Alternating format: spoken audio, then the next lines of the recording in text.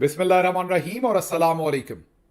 3 फरवरी और पाकिस्तान में पीर की सुबह। आज अभी तक की अहम खबरें और मेरा तज्जिया। सबसे पहली खबर आपके सामने अडयाला जेल रावलपिंडी से रखते हैं, जहां से इमरान खान ने 2 टोक पैगाम भेजा है। और इस बार पैगाम निज़ामुद्दीन के लिए नहीं है, बल्कि अपनी पार्टी के बहुत सारे लोगों के लिए है। वाज़े पॉलिसी दी है और जो बहुत देर से मिली जुली गेम खेल रहे हैं उनके लिए सब चीज़ें जो हैं वो कान खोल कर सुनवा दी गई हैं और रख दी गई हैं। ये पैगाम किसी और ने नहीं, बल्कि हाल ही में इमरान खान की तरफ से अपॉइंट किए गए पाकिस्तान तहरीक इंसाफ खैबर पख्तूनख्वा के नए सदर जुनेद अकबर, जो कि पाकिस्तान तहरीक इंसाफ के MNA भी हैं, उन्होंने दबंग अंदाज में 2 टोक बगैर लगी लिपटी इमरान खान का पैगाम वाज़े अंदाज में आपके सामने भी और पार्टी क़यादत के सामने भी रख दिया है। जुनेद अकबर ने वाज़े तौर पर यह कहा कि ऐसे तमाम लोग जो मिली जुली किस्म की सियासत करना चाहते हैं, इमरान खान के बयानिए का बोझ नहीं उठा सकते और सिर्फ ये समझते हैं कि हमने फेसबुक पर या फलां जगह पर हमने पैगाम जारी कर दिया है और ग्राउंड पर कहीं नहीं है, उनको ओहदे छोड़ देने चाहिए। ये बहुत ही मुनासिब पैगाम आया है, क्योंकि जब हम ये बात कहते हैं तो बहुत सारे लोग हम पर भी क्रिटिसिज्म करते हैं कि आप तो बाहर बैठे हुए हैं, आपको यहाँ पर हमारे मसाइल का क्या पता, आप तनकीद कर सकते हैं क्योंकि आप मुल्क से बाहर बैठे हैं। हालांकि अगर आप हमारे शूज़ पहने तो आपको अंदाज़ा हो कि हमें किस किस चीज़ में से गुजरना पड़ता है, लेकिन फिर भी आपका जो पॉइंट ऑफ व्यू है हम उसको बिल्कुल कदर की निगाह से देखते हैं और बिल्कुल समझते हैं कि आपकी बात में वज़न है। इसीलिए हमारे पास, मेरे पास किसी किस्म का कोई ओहदा नहीं है और ना ही मैं किसी किस्म का ओहदा रखने का ख्वाहिशमंद हूं, क्योंकि मैं ग्राउंड पर उस तरीके से नहीं हूं। हाँ, जिस ग्राउंड पर मैं हूं वहां पर मैं अपनी वसातत के तहत कोशिश कर रहा हूं जो भी मैं परफॉर्म कर सकूं। अब जुनेद अकबर साहब ने जो उसका हल दिया है वो बहुत बेहतर है। ये बात दुरुस्त है कि पाकिस्तान में फस्तायत है, कुछ लोगों के लिए मामला ज़्यादा तंग हैं, कुछ के लिए कम है। या दूसरे लफ्ज़ों में ये कहिए कि हर शख्स पर या हर शख्स में एक जैसी इस्तात नहीं होती तकलीफ महसूस करने की या बर्दाश्त करने की। इसलिए ऐसे तमाम लोग जो नहीं समझते कि वो जेलें काट सकते हैं, FIRs करवा सकते हैं या मारपीट में से गुजर सकते हैं और फिर भी खड़े रह सकते हैं, उनके लिए फिर आसान हल ये है कि वो किसी ऐसे शख्स को उस ओहदे पर मौका दें जो ये सारा रिस्क ले सकता हो और दबंग अंदाज में इमरान खान को रिप्रेजेंट कर सकता हो। क्योंकि जो कुछ इमरान खान ने किया है वो भी तो कोई पाकिस्तान में नहीं कर सकता। गोलियां खाने के बावजूद तकरीबन तकरीबन उनको असैसिनेट कर दिया गया, वो तो अल्लाह ने उनको ज़िंदगी दी, वो फिर भी मुल्क से नहीं गए। उनको बार बार इस्टेब्लिशमेंट ने कहा कि आप पर लाल लकीर फेर दी है। इस्टेब्लिशमेंट यहाँ पर मैं जब भी कहता हूँ, आइंदा भी और अब भी, तो ये जहन में रखिए कि आर्मी चीफ होते हैं। इस वक्त जनरल आसिम मुनीर हैं, उस वक्त जनरल बाजवा थे। बाकी ये सब कुछ खाम ख्यालियाँ हैं। इस्टेब्लिशमेंट नाम का कोई वजूद पाकिस्तान में नहीं है। एक आर्मी चीफ है और उन्हीं के इर्द गिर्द सब कुछ घूमता है। तो जब यह कह दिया गया कि आपके नाम पर लाल लकीर फेर दी गई है, तो इमरान खान साहब को कोई भी और सियासतदान होता तो वो बाहर चला जाता। फिर उनकी बीवी को जिस तरीके से सजा दी गई, फिर उनकी बहनों को जेलों में डाला गया, फिर उनके ऊपर जो केसेस बनाए गए, जिस तरह एक सेल में रखा गया 6x8 के, जो जो मजालम किए गए, कोई और होता तो वो टूट चुका होता। अब अगर टूट चुका होता तो अवाम भी फिर उससे ऐसे मोहब्बत ना करती जैसे हमने कल इटली के शहर ब्रेशिया में भी देखा और पूरी दुनिया में देखते हैं कि लोग उमड़ आते हैं। और मैं आपको ये भी यहाँ से रिपोर्ट कर दूँ कि इटली के तमाम जो मेजर अखबारात हैं, उन्होंने जो कल की रैली है उसके बारे में बहुत ही ताकतवर लफ्ज़ इस्तेमाल किए हैं, बहुत ही भरपूर उसे जो है वो कवरेज दी है और ये कहा है कि वाकई किसी दबंग लीडर के दबंग सपोर्टर्स हैं जो इतनी बड़ी तादाद में निकले हुए हैं। तो बहरहाल वापस आते हैं उस बात के ऊपर कि इमरान खान साहब भी फिर अगर ये बहादुरी ना दिखा सकते तो जाहिर है पब्लिक उनके पीछे उस तरह से ना खड़ी होती और उनको पीछे हटकर फिर किसी ऐसे शख्स को वो मौका देते जो ये बहादुरी दिखा सकता। इमरान खान से अवाम इसलिए सबसे ज़्यादा मोहब्बत करती है। आज मैं जब तकरीर कर रहा था उस बड़े इज्तिमा से कल इटली के अंदर, तो जब उनसे भी वजह पूछ रहा था तो वजह एक ही थी सबकी साथ खड़े होने की कि इमरान खान ईमानदार है और उससे भी बड़ी बात दिलेर है। लोग दिलेरों के साथ खड़े होना चाहते हैं। जैसे मैंने कहा कि कोई ताना नहीं है। आप में से बहुत सारे दोस्त जो है, मैंने जैसे कहा, वो उतनी तकलीफ बर्दाश्त नहीं कर सकते होंगे, इट्स नेचुरल, या आपकी और मजबूरियां होंगी, लेकिन पोजीशन रखना तो आपकी मजबूरी नहीं है ना। मैं ऐसे बीसियों लोगों को जानता हूं जो अपनी जान पर खेल जाएंगे। उनके लिए जेलें काटना या पर्चे करवाना या इस तरह की तमाम सोबतें बर्दाश्त करना बहुत सारे दूसरे लोगों की निस्बत उनमें मोटिवेशन ज़्यादा है।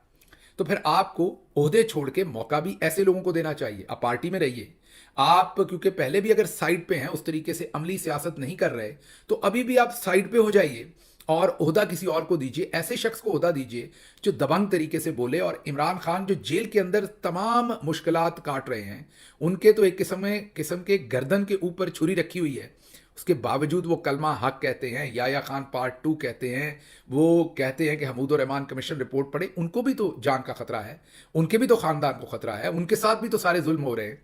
वो आज कौम के लीडर इसलिए हैं कि वो दलेरी के साथ खड़े हैं। अब अगर आपने उनके नायब के तौर पर या नायबीन के तौर पर अगर आपने खड़े होना है, तो आपको फिर दलेरी दिखानी पड़ेगी, वरना लोग आपको उस रोल में नहीं मानेंगे। और दूसरा, अगर आप पोजीशंस रखेंगे और दलेरी चले इमरान खान जितनी नहीं, 50%, 25% उनसे, आप 75% उनसे बेशक कम दिखाएं, किसी ना किसी लेवल की अगर आप दिलेरी नहीं दिखाएंगे तो आप कॉज को भी नुकसान देंगे, इमरान खान को भी देंगे। और ये मेरा कहना नहीं है, अब ये जो हाल ही में इमरान खान ने अपॉइंट किए हैं खैबर पख्तूनख्वा में पाकिस्तान तहरीक इंसाफ के सूबाई सदर, वो कह रहे हैं। वो क्या कह रहे हैं ज़रा सुन लें। लेकिन जो क़ियादत जो ये ड्रामाबाजी कर रहे हैं ना, सियासत के लिए दिल गुर्दा रखना चाहिए। और इसी तरह सियासत नहीं होती जो आप लोग कर रहे हैं कि बस हमने फेसबुक पे दे दिया, वीडियो पैगाम दे दिया। घरों से निकलो, और अगर नहीं कर सकते, इस काबिल नहीं हो, तो ओहदे छोड़ दो, ओहदे छोड़ो। किसी ऐसे आदमियों को आगे लेके आओ जो जेल भुगत सकता है, जो सख्तियां भुगत सकता है, जो खान के साथ बैठ सकता है। ये आपने सुन लिया, ये इमरान खान का पैगाम है। असल में हाल ही में जो उन्होंने जुनेद अकबर को बताया है, वो आपके सामने बता रहे हैं। वो अपने पास से ये क्रिएट नहीं कर रहे, वो ना ही किसी को सुना रहे हैं और ना ही किसी को कोई सटल मैसेज दे रहे हैं।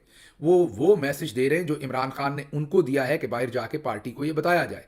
और वो मैसेज बड़ा क्लियर है कि आप खड़े होइए, अमली सियासत कीजिए, लेकिन हम समझते हैं अगर आपको लगता है कि आप नहीं कर सकते तो फिर ओहदा छोड़ दे, इसमें आपकी जान तो नहीं है, किसी और को ओहदे पे आने दे। और ये बड़ी मुनासिब बात है, और वो ये काम अंजाम दे, और जिस तरीके से इमरान खान चाहते हैं वो अंजाम दे। मैं आपको ये भी कंफर्म कर देता हूँ, मुझे एक से ज़्यादा लोगों ने ये कंफर्म किया है जो इमरान खान साहब को मिल रहे थे, कि इमरान खान साहब ने अपने वकील को कहा कि बाहर जाके ये पैगाम 2 टोक अल्फाज में कोर कमेटी के लोगों को दे दीजिए कि जो लोग मेरे बयानिए का बोझ नहीं उठा सकते, यहां तक कि मेरे ट्वीट को रीट्वीट नहीं कर सकते, उनको फिर हक नहीं है कि वो कोर कमेटी के मेंबर रहें।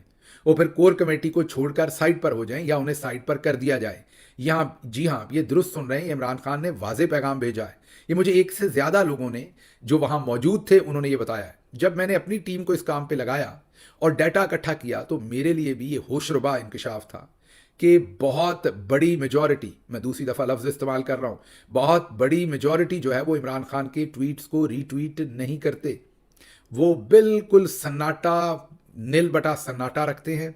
और किसी इमरान खान के ऐसे ट्वीट को, जो तो कोई दरमियाना सा ट्वीट होता है जिसमें बयानिए का नॉर्मल किसी और चीज़ के ऊपर ट्वीट है, फॉर एग्जांपल फ़लस्तीन पर है, किसी और इश्यूज़ के ऊपर है, क्योंकि इमरान खान तो डाइवर्स इश्यूज़ के ऊपर अपना अंदर से बयान जारी करते हैं, लेकिन जो मेन इशू है वो तो पाकिस्तान में जमहूरियत की जो बका है और चौधरी निज़ामुद्दीन का जो रोल है, उसके ऊपर जो उनके ट्वीट्स हैं, बहुत बड़ी मेजॉरिटी जो है वो उनको रीट्वीट नहीं करती, उस बयानिए के साथ खड़ी नहीं होती, उस बयानिए का बोझ नहीं उठाती। और बहुत सारे ऐसे लोग हैं हमारी रिसर्च के बाद सामने आए हैं जिनके पास बड़े कलीदी ओहदे हैं, लेकिन वो पूरे फोकस और पूरे के पूरे अपने ईमानदारी के साथ इमरान खान के बयानिए को उस तरीके से ना रीट्वीट करते हैं, ना उस तरीके से उसको रिप्रेजेंट करते हैं। बल्कि कई तो मैंने देखे हैं, हमने जो रिसर्च की उसमें, कि इमरान खान साहब की लाइन कोई और होती, उनकी अपनी ही लाइन होती है उन लोगों की। तो ऐसे लोगों के लिए अब ये वाज़ेह पैगाम आ गया है, जुनेद अकबर साहब के थ्रू भी, इमरान खान साहब के थ्रू भी। और अब आपको आने वाले दिनों में ये मैं आपको कंफर्म कर सकता हूं कि चीज़ें बदलती हुई नजर आएंगी। एक नई एहतजाजी मुहिम जो है उस की तरफ जा रहे हैं, होगी वो पुरअमन लेकिन डिटर्मिन्ड होगी।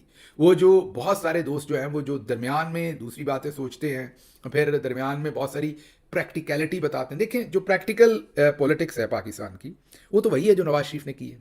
प्रैक्टिकल पॉलिटिक्स तो जरदारी साहब ने की, और वो ये है कि वो ये समझते हैं कि पाकिस्तान की जो फ़ौज के चीफ हैं वो सबसे ताकतवर हैं, वो जो फैसला कर लेते हैं वही होना है, तो उनके सामने बिल्कुल खड़े ना हुआ जाए, वरना वो आपको मलिया मेट कर देंगे।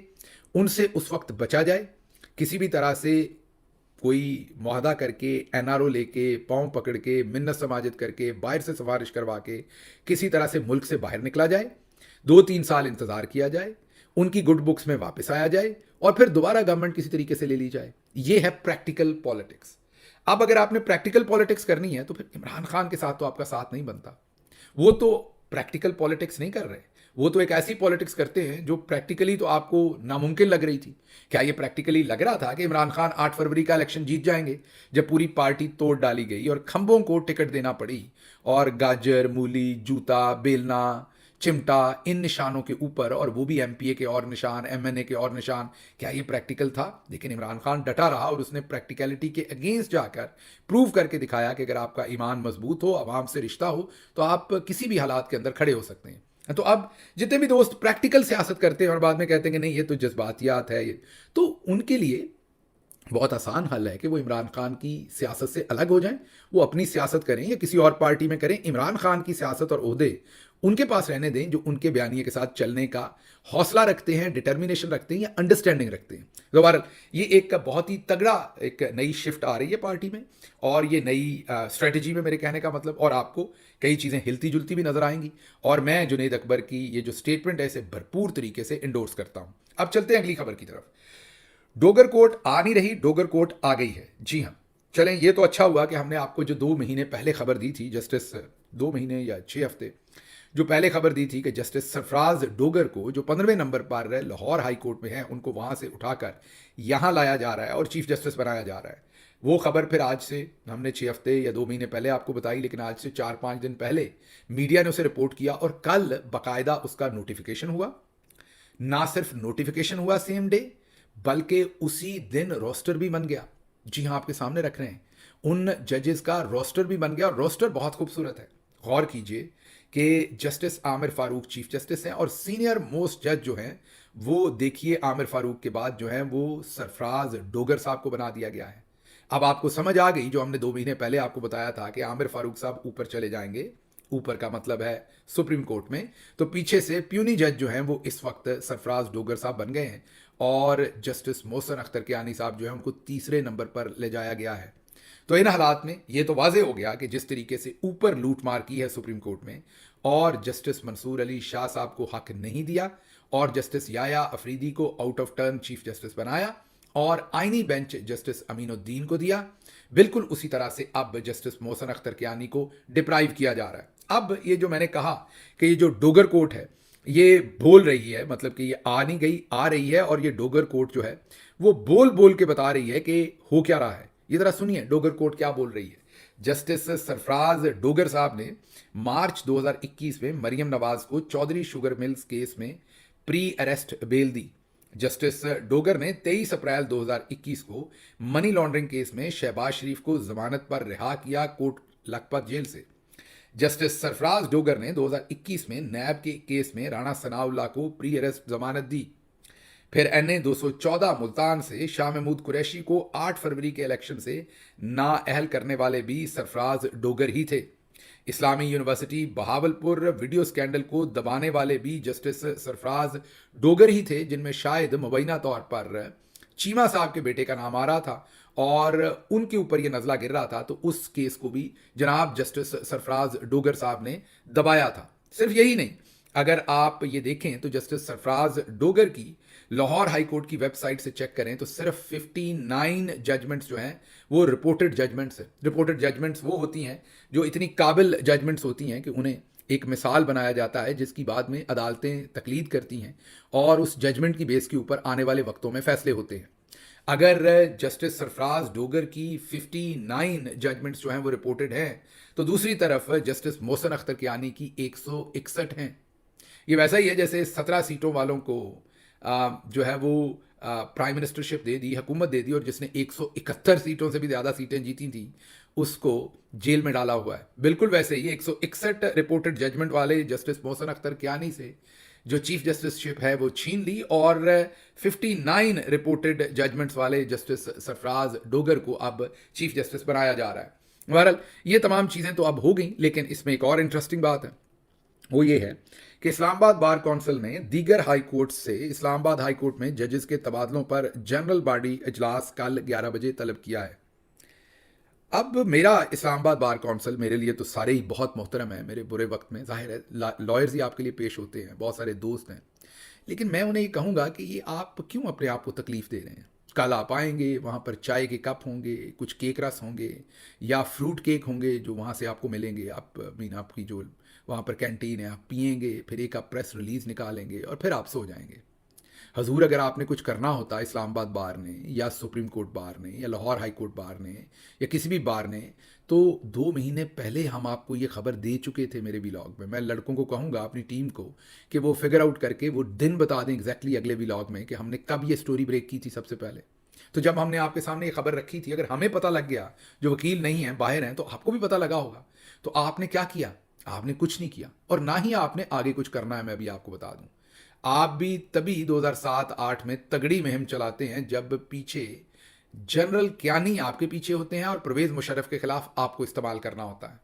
जब एक दुरुस्त किस्म की मुहिम चलाने की ज़रूरत है, तो हमने देखा कि औरतों की पामाली हो, भले वकला की हो, भले वकला को अगवा कर लिया जाए, सुप्रीम कोर्ट पर कब्जा कर लिया जाए, हाई कोर्ट्स पर कब्जा कर लिया जाए, इलेक्शन लूट लिया जाए, आपके वकला भाई जीते हों, उनके रिजल्ट बदल दिए जाए, कुछ भी हो जाए मुल्क में, आप कान में डाले हुए नहीं रड़कते, आप बिल्कुल साइलेंट मोड पे लगे हुए हैं। तो अगर किसी को ये तवक्को है कि कोई वकला मुहिम शुरू होगी, ये मेरा ज़ाती ओपिनियन है, मेरी पार्टी का नहीं, ज़ाहिर है, ये मेरा ज़ाती ओपिनियन है, ऐसा कुछ नहीं होगा। ये सिर्फ और सिर्फ खामखा ज़ुबानी जमा खर्च और अपना वक्त आपने ज़ाया करना है। और जो आपके फोरम्स हैं, बार काउंसिल्स, जो कि बहुत मोतबर पोजीशंस हैं, उनका आपने मजाक उड़वाना है, अपना मजाक उड़वाना है। तो मेरी आपसे गुजारिश है कि ये आप तरद्दद प्लीज़ ना कीजिए। अच्छा जी, अगली खबर जो है वो आपके सामने रियासत के बारे में रखेंगे। हज़ारों सालों में इंसान ने सीखा कि रियासत के 3 सतून हैं और रियासत इन 3 सतूनों पर खड़ी होती है। पार्लियामेंट, जिस पर चौधरी निज़ामुद्दीन पहले ही कब्जा कर चुके हैं। एग्जीक्यूटिव, हुकूमती इदारे, जिसमें फ़ौज भी आती है एक इदारा। और तीसरा सतून आज़ाद अदलिया। अब जो एग्जीक्यूटिव, जिसमें फ़ौज आती है, और फ़ौज की leadership mean general Asim Munir साहब, उन्होंने 8 फरवरी के इलेक्शन को लूट के पार्लियामेंट पर भी कब्जा कर लिया। 17 सीटों वालों को हुकूमत में ला के, उन्हें हुकूमत दे के। अदलिया तो आपको पता ही है, सुप्रीम कोर्ट पर और सारी अदलिया पर जैसे कब्जा हुआ है। तो अब रियासत एक ही सतून पर खड़ी है।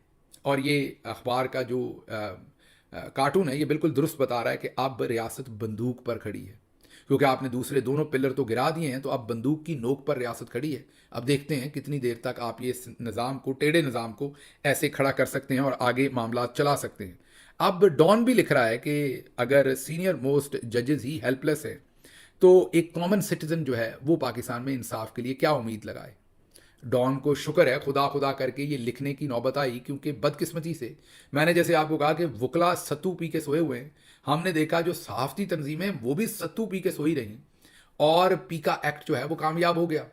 अभी आप पिछले चंद दिनों में बड़े बड़े सहाफ़ियों को धमकियां लगाते बता रहे थे कि हम निकलेंगे, हम ये कर देंगे।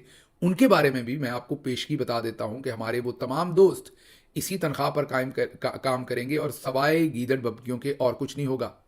कोई मूवमेंट नहीं चलेगी, इवन कोई हड़ताल भी नहीं करेंगे कि हमने अपने टॉक शोज नहीं करने, हमने अपने कॉलम नहीं लिखने, हमने एक दिन के लिए अखबारें बंद करनी, कुछ नहीं ऐसा करेंगे। बल्कि सब कुछ वैसे ही रवां दवा होगा। हाँ, काली पट्टियां बांधेंगे। और मेरी तो हंसी निकल गई, ऐसे लोगों ने भी काली पट्टियां टेलीविजन पर बिठाई, बांधी हुई थी, जिनका मुझे पता है कि उनकी नौकरी टेलीविजन पर आईएसपीआर ने और आईएसआई ने करवा रखी है। कईयों को तो ग्रेड सी और ग्रेड डी और ग्रेड बी की जॉब्स में से निकाल के डायरेक्टली कैटेगरी ए के टॉक शोज पर और कैटेगरी ए के टीवी चैनल्स पर जबरदस्ती आईएसआई ने और आईएसपीआर ने उनकी नौकरियां करवाई हैं। मेरा तो हासा ही निकल गया जब मैंने उनके बाजुओं पर भी स्याह पट्टियां बंधी हुई देखी। भारत तो यहां पर भी कुछ नहीं होना। अगली खबर जो है वो अब जान अचकजई हमें बताते हैं। वो कहते हैं कि आर्मी चीफ ने ईरान को वाज़े धमकी दी है। अच्छा, अब आर्मी चीफ ने कहा यह है कि जो दोस्त के रूप में दुश्मन है हमारा, जो बना ऊपर से दोस्त है लेकिन दुश्मन है, हम उसको भरपूर जवाब देंगे और उसका भी कला कमा करेंगे, उससे निपटेंगे आनी हाथों से। अब उन्होंने ईरान का नाम नहीं लिया, लेकिन जान अचकजई कह रहे हैं कि आर्मी चीफ ने ईरान को पैगाम पहुंचाया है। अब जान अचकजई जो है वो भी मिलिट्री बैक्ड एक एनालिस्ट के तौर पर उन्हें पहचाना जाता है, और मुनीफ फारूक की तरह वो भी वही जुबान बोलते हैं जो उनसे बुलवाई जाती है। अब उनका ये कहना बहुत ही खतरनाक बात है, क्योंकि अगर वो ये बात कह रहे हैं तो इसका मतलब ये है कि कहीं ना कहीं ये सोच है। तो अफगानिस्तान के साथ जो मामलात हो गए पिछले दिनों में, वो हम आपके सामने रखे ही हुए हैं। उसके साथ साथ चाइना के साथ जो मामलात हैं वो भी आपको पता ही हैं, जो सर्दमहरी चल रही। और हाल ही में मोहसिन नकवी वाशिंगटन डीसी में एक ऐसे फोरम पर चले गए जो चाइना मुखालिफ था, और उसके बाद हिंदुस्तान, तो अज़ल की हमारी जो मुखालफत है वहाँ पर वो आपको पता ही है। तो पीछे एक ईरान रह गया था, अब पता ये चल रहा है कि जान एचेकज़ई कह रहे हैं कि हम उनको भी धमकी लगा रहे हैं। तो हम पता नहीं किस तरफ जाना चाहते हैं और क्या करना चाहते हैं, ये तो खुदा ही जानता है। बहरहाल अहमद मीर साहब ने इसकी बहुत अच्छी डिपिक्शन की है। उन्होंने कहा है कि कायदे आज़म कभी ख्वाब में आए तो कहूँगा आप प्लीज़ पाकिस्तान मत आइएगा, ये आपको गिरफ्तार कर लेंगे। ये बात दुरुस्त है, कायदे आज़म को गिरफ्तार भी कर लेंगे और उनके नाम पर लाल लकीर भी फेर देंगे, क्योंकि वो भी खासे इंडिपेंडेंट थे। लेकिन मुझे तो अहमद मीर साहब इससे भी ज़्यादा फ़िक्र है। मुझे फ़िक्र कश्मीरी शायर की है कि कश्मीरी शायर जो हैं वो अगर अपनी आज़ादाना जैसी वो शायरी लिखते हैं या लिखते थे, वो लिखेंगे तो उनको भी उठा लिया जाएगा। और फिर सोचें अगर उन्हें बरहना करके उन पर तशद्दुद किया जाए और उसके बाद भी वो ना माने और उनकी बीवी पर झूठा कत्ल का मुकदमा डाल दिया जाए तो क्या होगा। यकीनन आपकी आंख कश्मीरी शायर अहमद फरहाद की तरफ होगी, जिसे हाल ही में आईएसआई ने उठा लिया था और फिर कोहाला पुल पर छोड़ा था, जब जस्टिस मोहसिन अख्तर कियानी ने उस केस के अंदर दिलचस्पी ली थी कि उनको निकलवाना है। और निकालने के बाद भी वो चुप नहीं हुए, तो अब उनकी बीवी पर जाली कत्ल का मुकदमा डाल दिया गया है। लेकिन नहीं, हैं तो बिल्कुल ये सारी स्टोरी दुरुस्त है, लेकिन आज मैं बात जो जिस कश्मीरी शायर की कर रहा हूँ वो अहमद फरहाद नहीं है, बल्कि मैं कश्मीरी शायर जिनकी बात कर रहा हूँ वो रहते सियालकोट में थे, पीछे से कश्मीरी थे। उनका नाम था अलामा मोहम्मद इकबाल रहमतुल्लाह अलैह।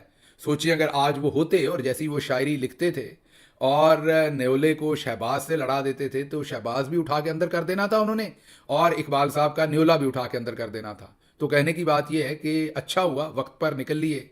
अगर आज होते तो फिर सोचें गद्दारी और बगावत के केसेस होते, 124A, 131, 506, 122, ये दफात उन पर लगती तो सोचिए इकबाल हथकड़ियों में अगर अदालत जाते तो कैसे लगते।